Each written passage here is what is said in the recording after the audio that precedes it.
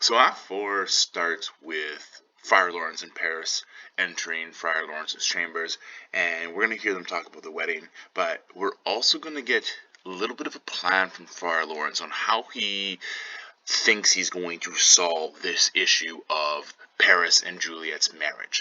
So they enter, and Friar Lawrence says, "On Thursday, sir, the time is very short." So he's also surprised that this wedding is happening so quickly. Paris responds that his father Capulet will have it so obviously Lord Capulet wants it done, and Paris doesn't care that it's happening quick. He obviously is in love with Juliet. He wants to marry Juliet, so he has nothing to slack his haste.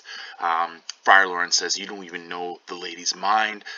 You have no idea what she's thinking. I don't really like it. I like it not. You need to kind of reconsider what's going on." And then Paris thinks it's all because of Juliet mourning Tybalt, right? He says, "Immoderately she weeps for Tybalt's death, and therefore have I little talked of love." And I love this line here: "For Venus smiles not in a house of tears."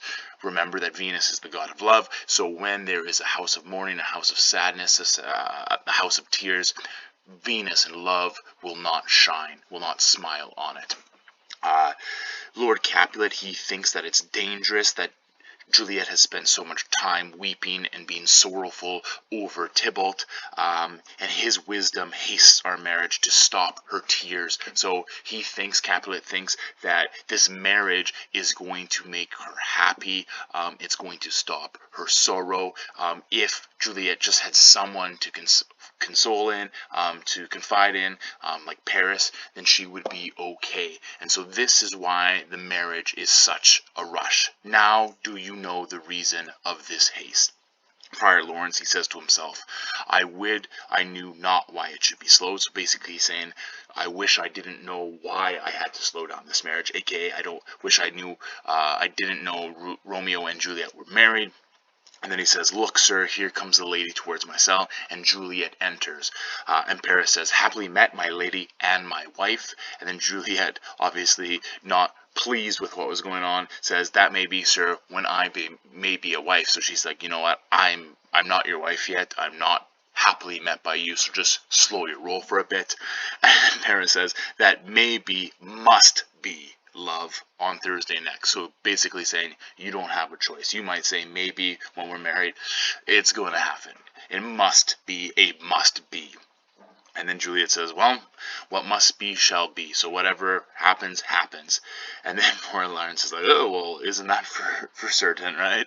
And Paris says, did you come you to make confession to this father?" So he's saying, "Are you come here to confess?" Juliet says, "Yep, I should confess to you, aka I should confess the truth to you of everything that's going on." And Paris thinks that maybe she's talking about something else. He says, "Do not deny to him that you love me."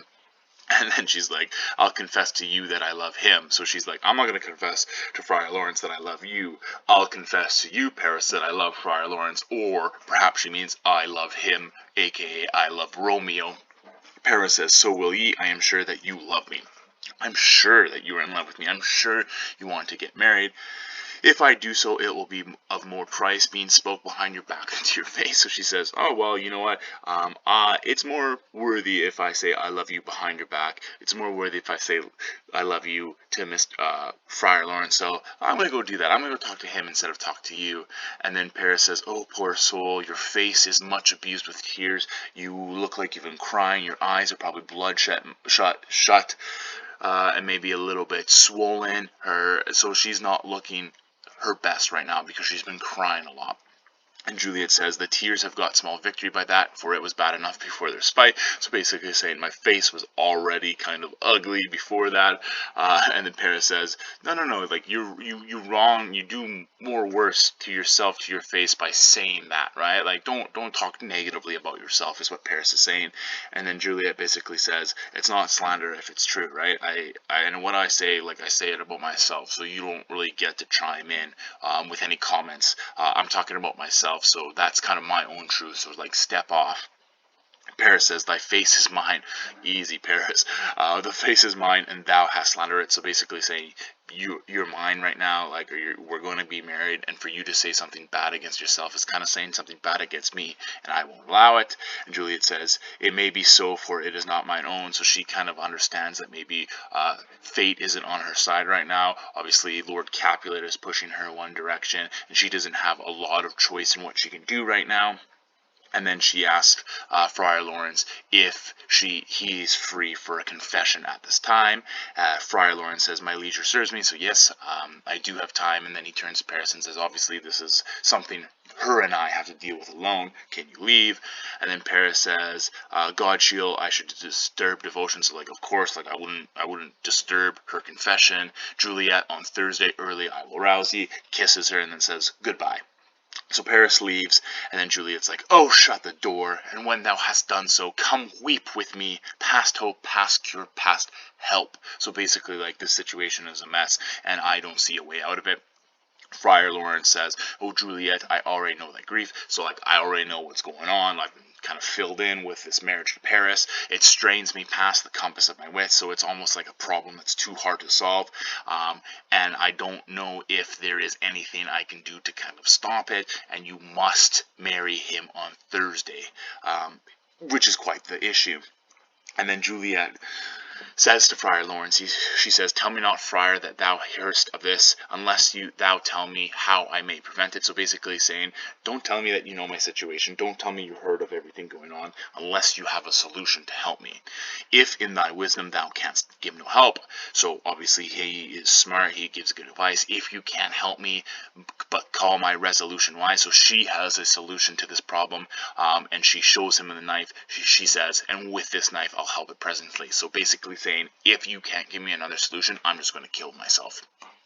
"God join my heart and Romeo's, thou our hands, and ere this hand by thee to Romeo sealed." So basically, you married us, I'm married to Romeo, I cannot marry Paris, I'd rather just kill myself right now. So, I mean, she's ready to do it, right? Before, she was talking a lot about killing herself or being dead if Romeo was dead, or she couldn't be with Romeo, and now she has a knife. She is ready to do it unless Friar Lawrence gives her another situation or another solution. And basically, she's done, right? She doesn't want to get married to Paris no matter what. She says, "Be not so long to speak, I long to die. If what thou speakest speak not of remedy." So you need to talk and give me a solution quickly. And he says, "Hold, daughter, I do spy a kind of hope which craves as desperate an execution." So basically, I do have a solution, but it's almost as crazy as killing yourself. So he kind of sees that she's committed to killing herself. She's determined to be with Romeo no matter what, even if that's in death. And he sees this resolution as perhaps a sign that she's willing to do whatever it takes, and he's going to throw out this crazy plan to her. He says, if you would rather kill yourself than marry Count Paris, I have a crazy plan that copes with death himself to escape from it, and if thou darest, I'll give thee remedy. So I'll give you this plan if you're ready. And then Juliet describes how ready she is to kill herself. She says, "Oh, bid me leave rather than marry Paris." So rather than marry Paris, I would rather jump off a tower. I would walk in the slums. I would go with poisonous serpents. I would rather be chained to crazy wild bears. So all of these things she says she would rather do. I would rather be covered in dead man's rattling bones, or bid me go into a new made grave and hide me with a dead man in a shroud. So, like, I would crawl into a grave, into a coffin with a dead man, if that meant I wouldn't have to marry Paris. She says, "Things that to hear them told have made me tremble." So I am obviously very scared of these things, but I will do it without fear or doubt to live a life with my sweet love. And then he says, "Hold then, go home, be married, give consent to marry Paris." So basically, go home, tell your parents you're going to marry him, smooth things out with your parents, make everything's good. Wednesday is tomorrow. We still have an extra day until the wedding. Tomorrow night, make sure you are alone. Don't let the nurse be with you." And then he pulls out a little vial and he says, "Take this vial, bring it into bed, drink it with liquor, and then when you drink it down, It will course through your veins. You will find yourself to be in a cold and drowsy humor. You will not have a pulse. It will look like you are dead.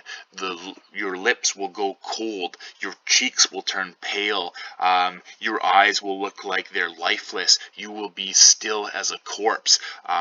Shall stiff and stark and cold appear like death. And in this borrowed likeness of shrunk death, thou shalt continue 42 hours, and then awake as from a pleasant sleep. So basically, she's going to be in this death-like state for 42 hours. She's going to wake up like she just woke up from a nice sleep. And then the bridegroom, so Romeo, is going to come in the morning. He is going to wake her up after she is put into the Capulet grave, because that is their tradition. And basically, he would come, get her from the grave, and they would go live a happily life. All summed up, basically, they are faking her death here.